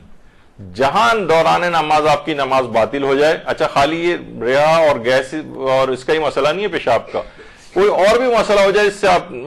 کی نماز باطل ہوتی ہو، مثلا آپ نے 2 رکوع کر لیے غلطی سے، نماز باطل ہو گئی. اب یہ نماز کو پورا آخر تک پہنچانا ضروری نہیں ہے، بس وہیں سمجھیں وہیں ختم ہو گئی نماز، اور بس آپ فوراً اٹھے وہاں سے جائیں. اگر وضو ٹوٹا ہے تو وضو کریں، اور وضو نہیں ٹوٹا ہے اگر آپ کا اور کسی اور وجہ سے نماز باطل ہوئی ہے تو دوبارہ تکبیرۃ الاحرام کہہ کے پھر نماز شروع کریں. تو دوران نماز یقین ہو جائے کہ ریا خارج ہوئی ہے، بس وہیں نماز ختم اور دوبارہ وضو کر کے نئی نماز. یقین ہو جائے کہ دوران نماز ریا خارج ہوئی ہے تو کیا یہی ابھی جو ہم نے کہا کہ نماز کو مکمل کرنا ہوگا؟ جواب ہے کہ نہیں، نماز کو مکمل نہیں کرنا ہوگا، یعنی بس وہ وہیں چھوڑ دیں اور نئے سرے سے جا کر وضو کر کے نماز پڑھیں. اچھا، دوران نماز یہ یقین ہو جائے کہ نماز سے پہلے میری ریا خارج ہوئی تھی، یعنی جس وقت ہم نے نماز شروع کی اس وقت ہم بالکل سالڈ، ہمیں یقین تھا کہ نہیں ہمارے وضو برقرار ہے اور نماز ہم نے شروع کر دی. دوران نماز ہی یقین ہو گیا کہ یاد آ گیا کہ ارے نہیں، وہ تو ہماری تو مثلا ریا خارج ہوئی تھی لیکن بھول گئے ہم اور ہم نے نماز شروع کر دی. اس میں بھی یہی مسئلہ ہے کہ اب یہ نہیں کہ اب نماز شروع ہو گئی تو چلو اب کنٹینیو کریں، نہیں، نماز اسی وقت فوراً باطل ہو جائے گی. جیسے ہی آپ کو یقین ہوا کہ آپ نے بغیر وضو کے اسی طرح سے نماز شروع کر دی تھی جبکہ یہ عارضہ لاحق ہوا تھا آپ کو، تو اس صورت میں آپ کو نئے سرے سے وضو کر کے دوبارہ نماز پڑھنا پڑے گی. بعد نماز یقین ہو کہ ریا خارج ہوئی تھی، یعنی ہم نے پوری نماز پڑھ لی تو پھر بعد میں یاد آیا کہ ارے دوران نماز ریا خارج ہو گئی تھی. اب کیا کریں؟ کیا ہم یہ سوچیں کہ بھائی اب جو ہو گیا سو ہو گیا، اب اگلی نماز کے لیے چلو ہم وضو کر لیں؟ نہیں، وہ جیسے ہی آپ کو بعد نماز بھی یقین ہو جائے کہ نماز سے پہلے آپ کی ریا خارج ہوئی تھی یا دوران نماز ریا خارج ہوئی ہے، اس صورت میں بھی آپ کی نماز باطل ہے اور اس نماز کو دوبارہ پڑھنا پڑے گا، چاہے یہ بعد ہی میں کیوں نہ پتہ چلے آپ کو. یعنی اتنی اہمیت ہے طہارت کی دوران نماز.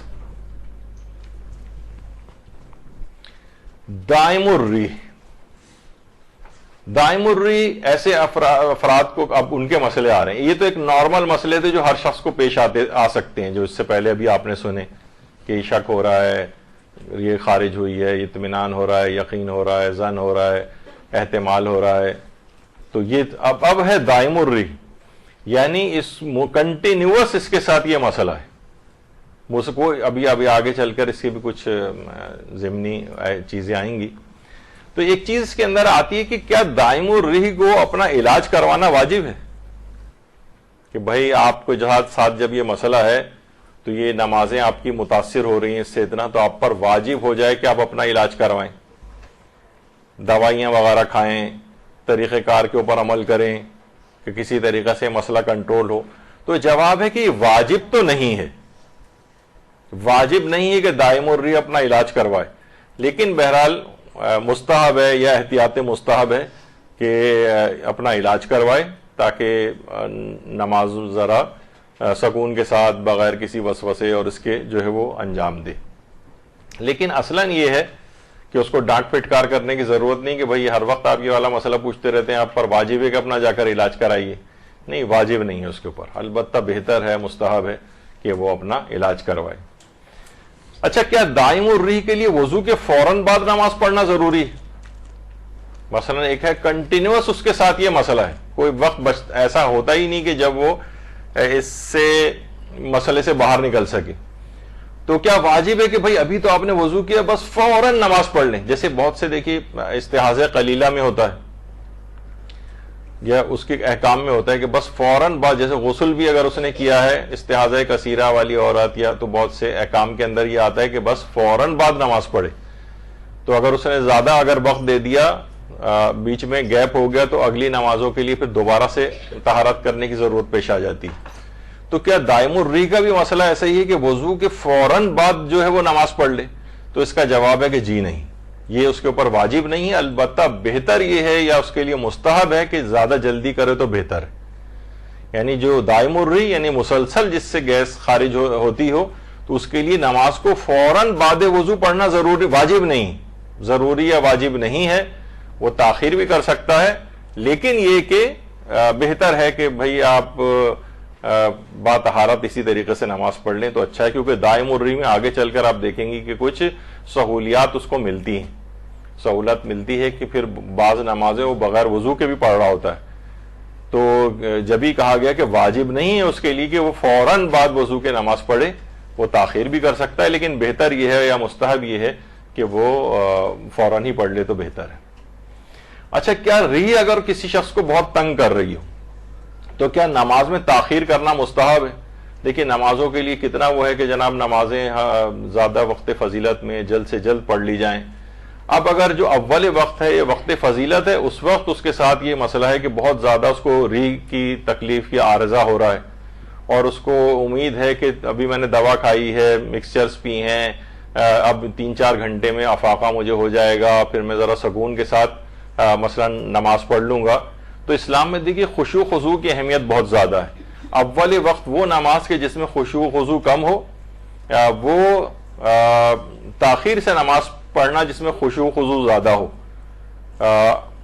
دیکھیے اس کی بہت ساری چیزیں ہو سکتی ہیں، مثلا کوئی بہت ہی، جیسے آج کل بڑے میچ ویچ بھی چل رہے ہیں، ویسے نوجوانوں کے لحاظ سے ویسے تو ظاہر نماز کے مقابلے میں میچ کو اہمیت دینا ایک بہت ہی عجیب سا کام ہے، لیکن چلیں بالفرض کوئی ہے کہ بہت ہی اہم میچ آ رہا ہے، بڑے کروشل مرحلے کے اندر آ رہا ہے اور فائنل آ رہا ہے اور ہم دیکھنا چاہ رہے ہیں اور دماغ سارا میچ کی طرف لگا ہوا ہے اور وقت فضیلت بھی چل رہا ہے نماز کا، تو اب ہمیں پتہ ہے کہ 2 گھنٹے میں تو میچ ختم ہو جائے گا، اس کے بعد پھر ہم سکون سے نماز پڑھیں گے، تو تاخیر کرنا مستحب ہو جائے گا۔ میچ تو مثال کے طور پر ہے، ورنہ ہر وہ چیز کہ ہر وہ جائز چیز کہ جس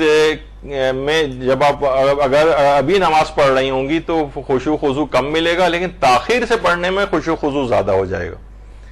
تو پھر تاخیر کرنا مستحب ہے۔ بعض اوقات اس قدر تاخیر بھی مستحب ہوتی ہے، وہ ہم یہاں پر پورا ایک لیکچر اس پہ لے چکے ہیں کہ 14 مقامات ایسے ہیں جہاں نماز کو دیر سے پڑھنا مستحب ہوتا ہے، اور اس میں کبھی کبھی اتنا مستحب بھی ہوتا ہے، اتنی تاخیر کہ بس جس قضا سے پہلے آپ پڑھ لیں، زیادہ ثواب ملے گا بنسبت اس نماز کے جو بالکل آپ اول وقت میں پڑھیں، یعنی یہ شرعی احکام میں کچھ مستثنیات ہیں۔ اسی کے اندر یہ شخص بھی ہے کہ جس کو ریح تنگ کر رہی ہو، تو اگر اسے پتا ہے کہ ابھی میں نے دوا کھائی ہے، 2-3 گھنٹے میں مجھے افاقہ ہو جائے گا، پھر میں اطمینان سے نماز پڑھوں گا، تو پھر اس کے لیے تاخیر کرنا ثواب ہے، مستحب ہے کہ تم ابھی اول وقت میں جب تمہیں ریح پریشان کر رہی ہے تو ابھی تم نماز نہ پڑھو، ذرا تاخیر سے نماز پڑھ لو تو اس میں ثواب زیادہ ملے گا۔ اچھا، اب ہوتا ہے کہ اگر نماز میں رکوع سجدے کے دوران ریح خارج ہو رہی ہو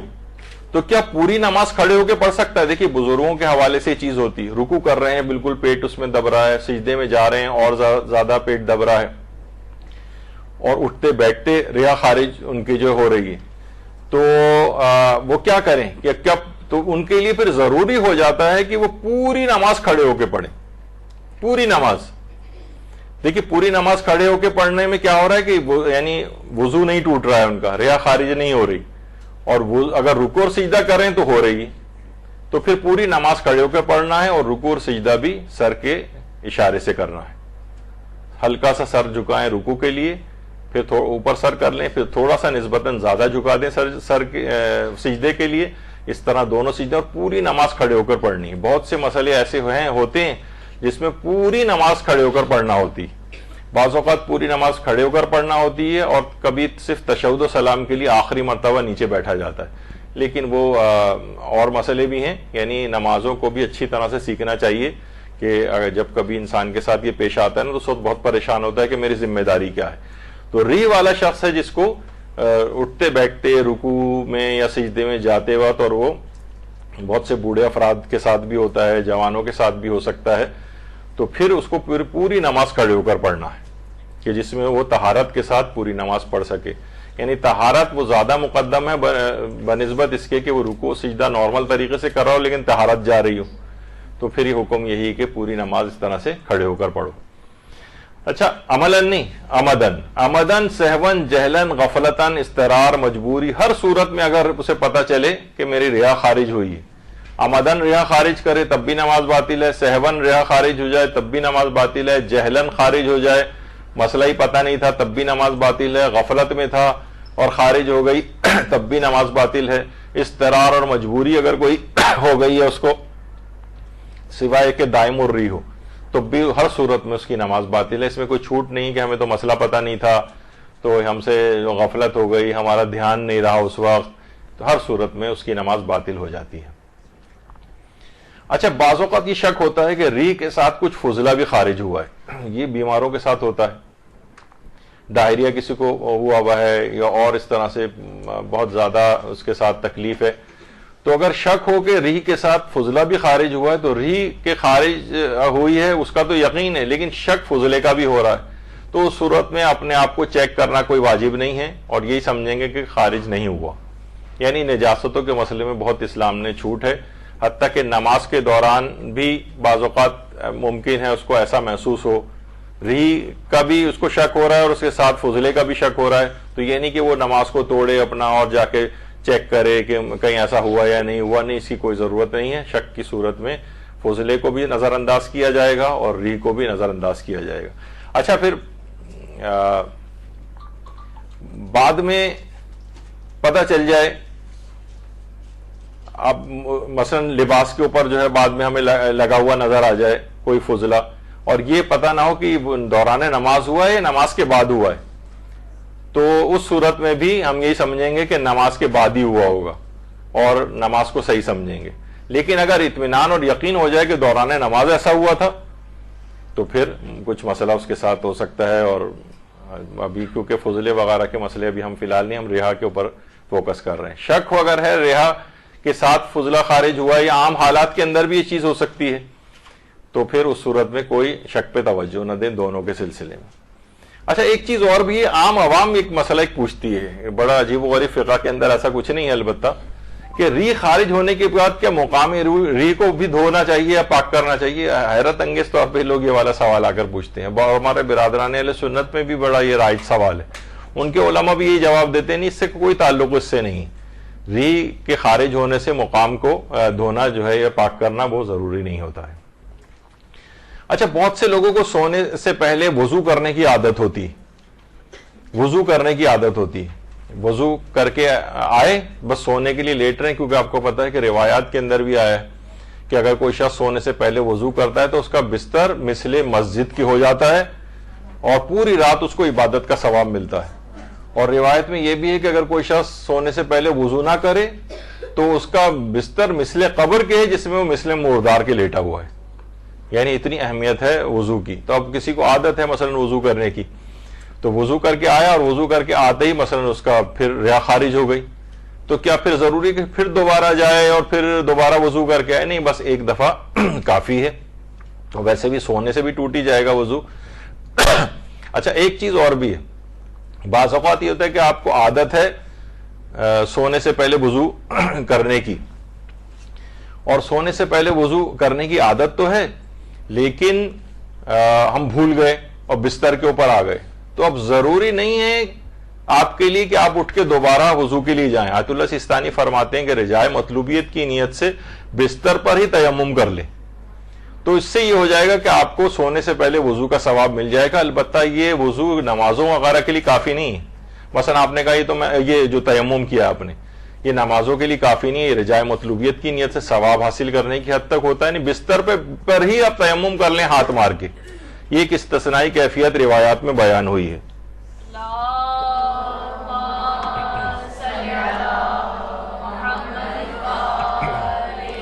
مثلا آپ یہ آپ سوچنے لگیں کہ بھائی اب میں نے, کیونکہ میرا تو تیمم ہو ہی گیا ہے, تو یاد آ گیا ارے میں نے نماز شب بھی پڑھ لیتی ہوں, اب بستر پہ بیٹھے بیٹھے بھی نماز شب ہو سکتی ہے. تو آپ نے کہا نہیں, یہ نمازوں کے لیے کافی نہیں ہے,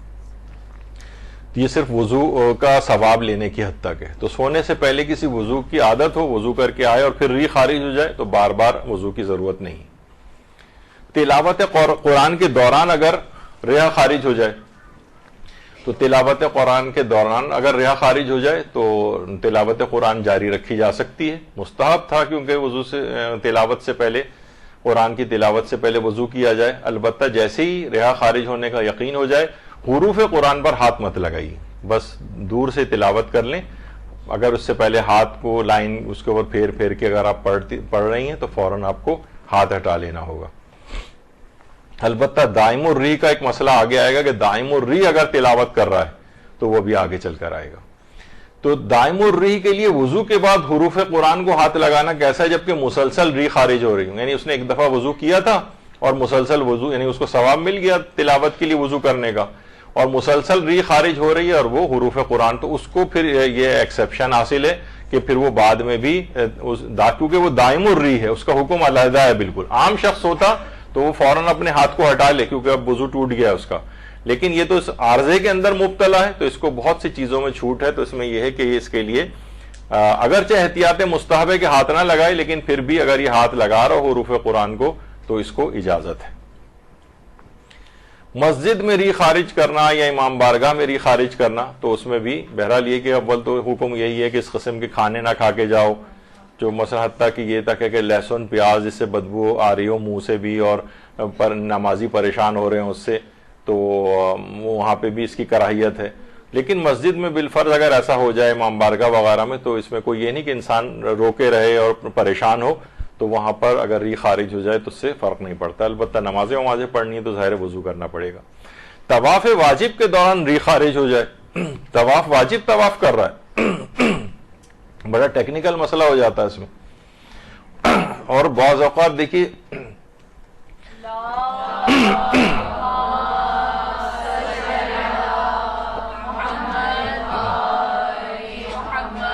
رش اتنا زیادہ ہوتا ہے کہ بزرگ حضرات ہیں، ہر طرف سے اتنا زیادہ پریشر اس کے اوپر ہوتا ہے، حتیٰ کہ جیسے میں نے ایک دفعہ پہلے بتایا تھا، اور یہ ڈرانے کے لحاظ سے نہیں لیکن یہ واقعتاً ہوتا بھی ہے کہ بزرگ افراد ہیں، ان کی پسلیاں ٹوٹنے تک کی آواز ان کی آتی، اتنا زیادہ رش، اور ایک دوسرے کو بھینچتے ہیں. جب بھینچتے ہیں تو ظاہر ریا خارج بھی اس میں ہوتی. بہت سے لوگوں کا وہ فضلہ نکلنے کا مسئلہ، پیشاب نکلنے کا مسئلہ بھی آ جاتا ہے اس کے اندر، اور کر رہے ہیں مثلا طواف وہاں پر، تو واجب طواف کے دوران بھی یہ والا مسئلہ پیش آ سکتا ہے. تو آیت اللہ سیستانی فرماتے ہیں کہ چوتھا چکر مکمل کرنے سے پہلے اگر وضو ٹوٹ جائے، دیکھیے ہر چکر کو شوط کہا جاتا ہے، اور طواف ہمیشہ 7 چکروں کا ہوتا ہے، 7 شوط جس کو کہتے ہیں. تو چوتھا چکر مکمل کرنے سے پہلے وضو ٹوٹ جائے تو طواف باطل ہو جائے گا. یعنی 3:30 پونے 4 بھی اگر چکر مکمل کر لیے اور اس سے پہلے اس کا وضو ٹوٹ گیا، لہٰذا وضو کے بعد طواف کو دوبارہ انجام دینا ضروری ہے. یعنی وہ تو طواف ٹوٹ گیا، اب جائیے وضو کر کے آئیے اور نئے سرے سے طواف شروع کریں. لیکن چوتھا چکر مکمل ہم کر چکے تھے اور پھر غیر اختیاری طور پر ہمارا وضو ٹوٹا، تو اپنا طواف توڑ کر، یعنی بس طواف ڈسکنٹینیو کر دیجئے کیونکہ وضو آپ کا نہیں رہا ہے، اور فوراً وضو کر کے آئیں اور اپنا طواف وہیں سے شروع مکمل کریں جہاں سے آپ نے چھوڑا تھا. یعنی 4 چکر ہم مکمل کر چکے تھے، اور 4 چکر یعنی حجر اسود پہ 4 چکر مکمل ہو گئے. اب اس کے بعد ہمارا طواف ٹوٹا، تو جہاں سے بھی ٹوٹا ہو اس جگہ کو آپ مارک کر لیں. مثلا خانہ کعبہ کے 4 کونے، ایک تو کونا ہوا ہے جہاں دروازے کے پاس حجر اسود لگا ہوا ہے جسے رکن الاسود کہا جاتا ہے. اس کے بعد رکن عراقی ہے جہاں یہ ٹوپی آپ کو نظر آ رہی ہے صاحب کی، یا یہ جو کارنر ہے یہ رکن عراقی ہے. اگلے والا کارنر رکن شامی ہے، اور اس کے بعد والا کارنر رکن یمانی ہے، اور اس کے بعد رکن الاسود، یعنی 4 جو کارنر ہو گئے. اب آپ دیکھ لیں کہ ہم 4 چکر کے بعد ہمارا وضو کہاں ٹوٹا ہے، اس جگہ کو مارک کر لیں، فوراً وضو کر کے آئیں، بہت زیادہ تاخیر نہ ہو، وضو فوراً کریں، اور پھر اس کے بعد آ کے وہیں سے ہی طواف کو شروع کریں جہاں سے وہ ٹوٹا تھا. یعنی اس جگہ سے پھر اس کے بعد اس طرح سے کر کے باقی 3 چکر اپنے مکمل کر کے طواف مکمل کریں. یعنی اگر دوران طواف ریا خارج ہو گئی یا پیشاب کے قطرے آ گئے تو اپنے آپ کو پاک کر کے فوراً آپ آئیں اور نیا وضو کر کے اور اس کے بعد وہیں سے کنٹینیو کریں. تو اس جگہ کو بھی دیکھا جائے گا. بعض اوقات یہ ہوتا ہے کہ مثلا ہم نے کہا کہ جناب ہاں ہمارا جو یہ مقام ابراہیم ہے جو شوکیس آپ کو گولڈن کلر کا نظر آ رہا ہے، آپ نے مارک کر لی کہ اس کے قریب میرا جو ہے وہ وضو ٹوٹا تھا. بس یہ جگہ آپ نے مارک کر لی اور 4 چکر کے بعد والی، اور پھر آپ گئے اور وہاں سے کر کے پھر وہیں سے ہی آپ اپنے طواف کو کنٹینیو کریں. لیکن 4 چکر مکمل ہونے سے پہلے ہوا تو پورا طواف ختم، پچھلے 3 ساڑھے 3 پونے 4 چکر وہ سب بیکار ہو جائیں گے اور نئے سرے سے 0 سے طواف شروع کرنا پڑے گا. تو آپ نے دیکھا کبھی وضو میں کچھ مسئلہ آ رہا ہے، غسل میں کچھ اور مسئلہ آ رہا ہے، اور حج میں کچھ اور مسئلہ آ رہا ہے طواف میں. تو یہ فقہی احکام میں اس طرح سے ڈفرینسز ہوتے ہیں جب بھی قیاس ہمارے ہاں حرام ہے. سعی کے دوران اگر وضو ٹوٹ جائے تو سعی کے اندر جو صفا و مروہ کے درمیان کی جاتی ہے تو اس میں تو وضو شرط ہی نہیں ہے، تو کوئی حرج نہیں. ریح اگر خارج ہو جائے, وضو ٹوٹ بھی جائے تو نجاست, بلکہ طواف وغیرہ کر کے آ گئے تھے اور اب کسی عورت کو مثلا حیض کا خون آ گیا, تب بھی وہ صحیح اس میں بھی کر سکتی ہے. یعنی اس سے فرق نہیں پڑے گا, یعنی حالت نجاست میں بھی, اور حرم میں بھی شامل نہیں ہے یہ ایریا. یعنی یہاں پر بغیر یعنی نجس حالت میں بھی آیا جا سکتا ہے مقام صحیح میں, کیونکہ یہ اس سے باہر کا ایریا ہے حرم سے. طواف مستحب کے دوران اگر ریح خارج ہو جائے, مثلا ہم عام طواف کر رہے تھے, حج وج کا واجب طواف نہیں تھا, اس میں تو عام طواف کر رہے تھے, تو بس آپ کا ٹھیک ہے, وضو آپ کا باطل ہو گیا. اور مستحب طواف کے لیے تو وضو بھی شرط نہیں ہے. یعنی کوئی شخص اگر بغیر وضو کے بھی مستحب طواف کا ثواب لینا چاہے تو لے سکتا ہے.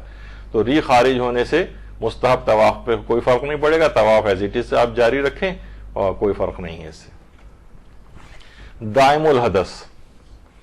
دائم الحدث یعنی جس کو, اچھا اب یہ یہاں پر مسئلے تینوں کے مکس ہو جائیں گے. یعنی ایک لحاظ سے یعنی وہ افراد کے جو کہ مسلوس ہوں, مبتون ہوں یا دائم الریح ہوں,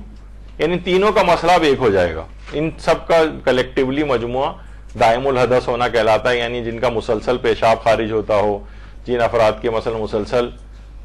فضلہ خارج ہوتا ہو, یا جن کو دائم الریح, جن کو مسلسل ریا خارج ہوتی ہو. ان افراد کے ساتھ ہے کہ نماز کو یہ کب اور کیسے پڑھیں, کن ٹائمنگز میں پڑھیں. تو دیکھیے وضو یا غسل یا تیمم تو ان کو کرنا ہی ہے جو بھی ان کا فریضہ ہے.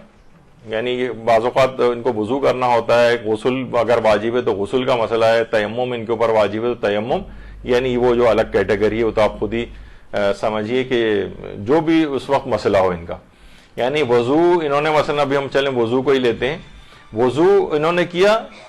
تو اس کے بعد نماز پڑھنے کی مہلت سے متعلق 4 حالتیں آقا سیستانی نے بیان کی ہیں. دیکھیے یہ مسئلہ یوں جاننا ضروری ہے, بہت زیادہ بوڑھے افراد, اور ابھی میں نے چند افراد سے ذکر کیا تھا کہ اس مسئلے کے اوپر لینے والا ہوں, تو انہوں نے خود ہی اتنی مثالیں بیان کر دی, ہمارے فلاں بزرگ کو ہے اور فلاں کو ہے اور فلاں کو ہے اور فلاں کو ہے. یعنی یہ اتنا زیادہ ایک لوگ بس پوچھتے نہیں, بس ان کو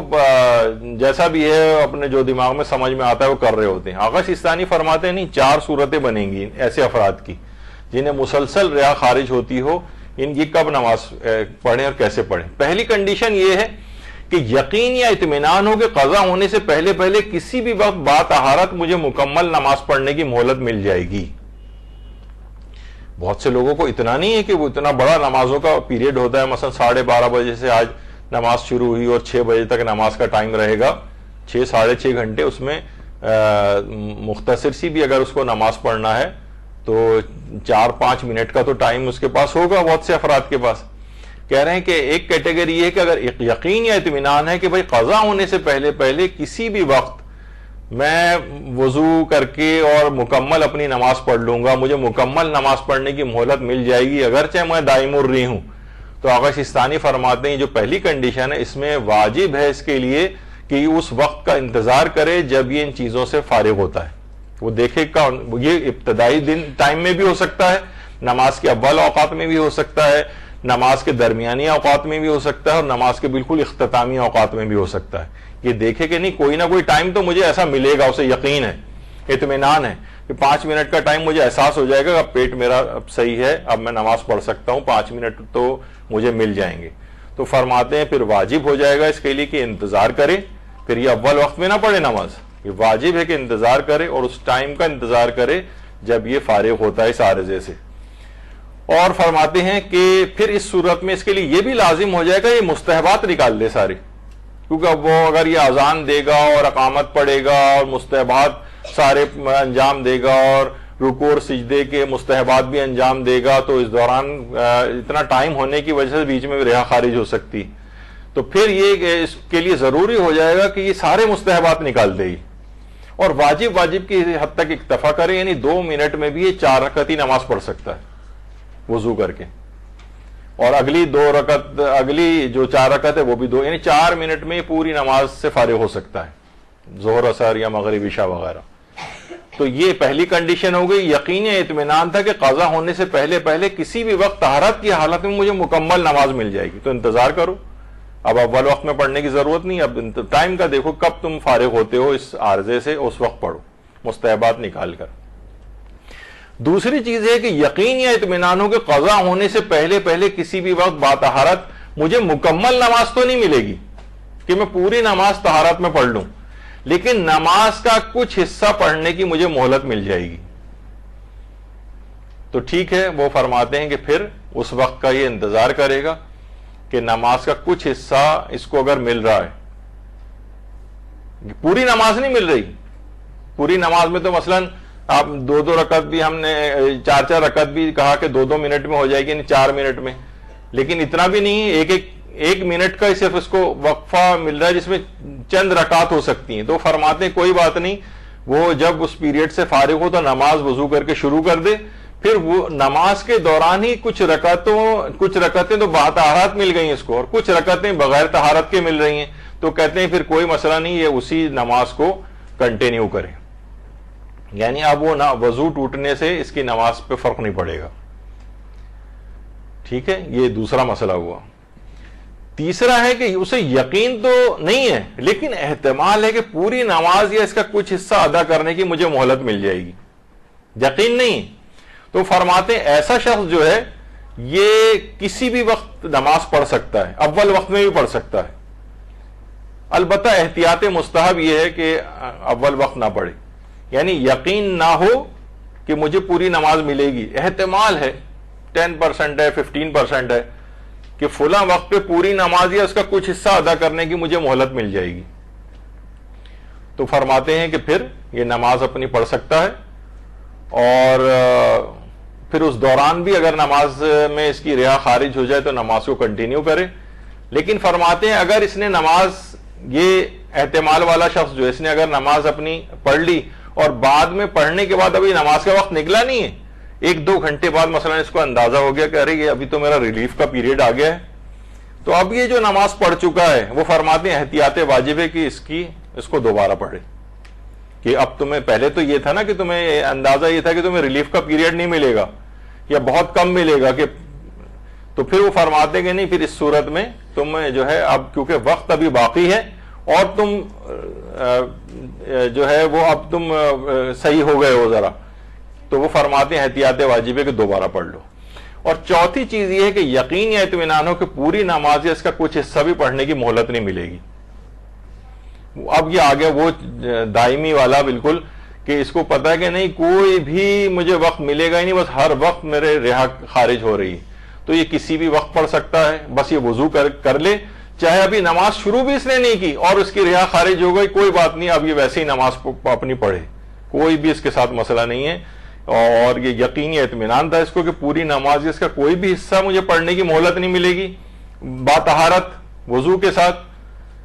کہ میں پوری نماز اس کا کچھ حصہ بھی پڑھ سکوں، تو پھر اس کا کوئی مسئلہ نہیں، بس وقت آ جائے تو یہ وضو کرے، اور اس کے بعد نماز سے پہلے بھی اگر رہا خارج ہو رہی ہو اس کی تب بھی اس کا کوئی دوبارہ اس کو وضو نہیں کرنا ہے، اور پوری نماز ایسے ہی پڑھے، چاہے دوران نماز رہا خارج ہوتی رہے، پہلے خارج ہو جائے بعد میں، کوئی بھی اس کا مسئلہ نہیں۔ مجھے پتا ہے کہ ظاہر ہے کہ یہ بڑے ٹیکنیکل چیزیں ہیں، دماغ بہت آپ کا گھوم رہا ہوگا اس وقت، لیکن یہ کہ اس کو بعد میں جب آپ لکھیں گی پریکٹس کریں گی تو یاد ہو جائے گا۔ اچھا، دائم الرح جو ہے اس کے مرض سے صحت یابی کے بعد اس کی سابقہ نمازوں کا کیا حکم ہے؟ بھائی تم دیکھا جائے تو تم نے بغیر وضو کے ہی نمازیں پڑھی ہیں ایک لحاظ سے، دیکھیے بہت سے ایسی کنڈیشن ہوتی ہیں، جیسے بیٹھ کر نماز پڑھنے والا اگر اپنی صحت یابی سے مایوس ہے، مثلا پیرالائز ہو گیا ہے، ڈاکٹر نے کہا کہ بھائی اب تم ٹھیک نہیں ہو سکتے کبھی، تو صحت یابی سے مایوس ہونے کے بعد یہ اس نے اپنی بیٹھے بیٹھے قضا نمازیں پڑھنا شروع کر دی، لیکن کچھ عرصے بعد معجزہ ہو گیا اور وہ جو ہے نا کھڑے ہو کر نماز پڑھنے کے قابل ہو گیا،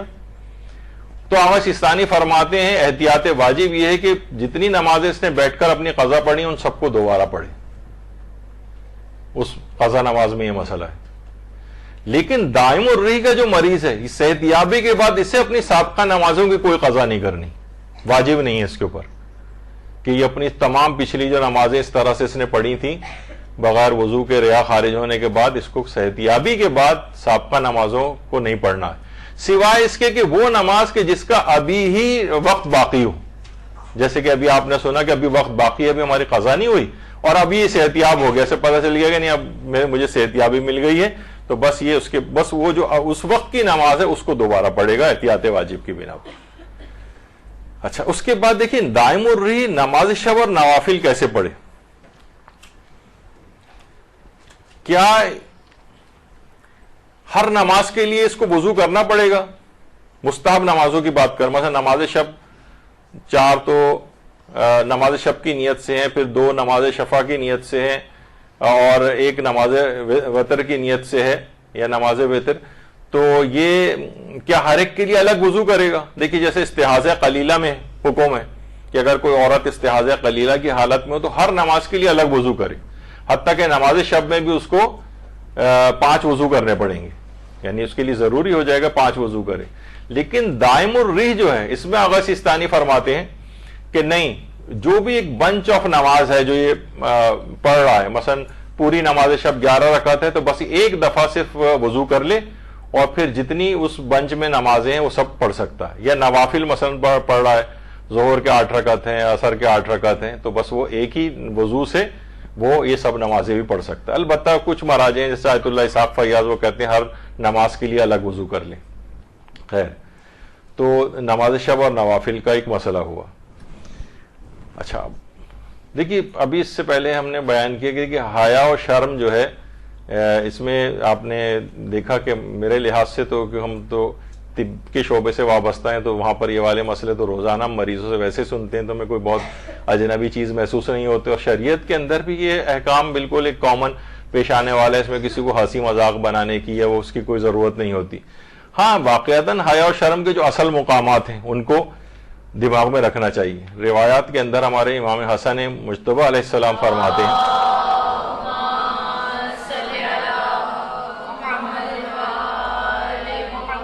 کہ جو دیندار نہیں ہے وہ شرم و حیا نہیں رکھتا ہے، یعنی جو کوئی آدمی بالکل سیکولر ٹائپ کا ہو، بالکل کام ہو، شریعت کی اسے کوئی پابندی نہ ہو، تو اس کو کہا جائے گا یہ بے حیا ہے، یعنی اصل وہی جو شخص دیندار ہے وہ اسی کو کہا جائے گا کہ شرم و حیا رکھتا ہے۔ اور شرم و حیا کیا ہے؟ مثلا تھوڑے سے آپ کے پاس پیسے ہیں، آپ سوچ رہے ہیں میں 1 روپیہ اس کو دوں گی، بعض اوقات تو وہ 8 آنے چبنی فقیر پھینک کے ہی چلا جاتا ہے، تو اس میں فرماتے ہیں تھوڑا دینے سے حیا نہ کرو، شرماؤ نہیں، کیونکہ خالی ہاتھ واپس کرنا تو اس سے بھی زیادہ گری ہوئی بات ہے۔ یہاں پر کوئی شرم ورم کی بات نہیں ہے، تھوڑا سا بھی اگر صدقہ ہے تو وہ بھی آپ دے دیجئے، کوئی مسئلہ نہیں۔ البتہ یہ ضرور ہے کہ ہمارے یہاں صدقات دینے کے اندر دیکھتے ہیں کہ کون سا سب سے گندا سڑا ہوا گلا نوٹ جو ہوتا ہے وہ نکال کے صدقے میں دیتے ہیں، یہ ایک عجیب سی ایک صورت ہے۔ سب سے چھوٹا سکہ تلاش کرتے ہیں، والیٹ کھولتے ہیں تو سب سے چھوٹا نوٹ تلاش کر رہے ہوتے ہیں۔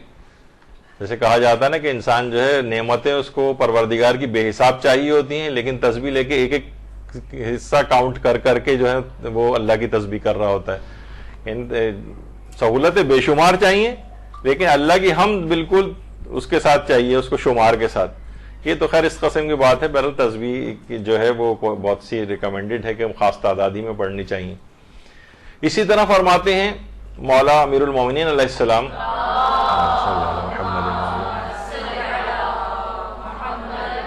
کہ شرم و حیا وسیع و عریض لباس ہے، یہ روکنے والا حجاب ہے اور برائیوں سے بچانے والا پردہ ہے۔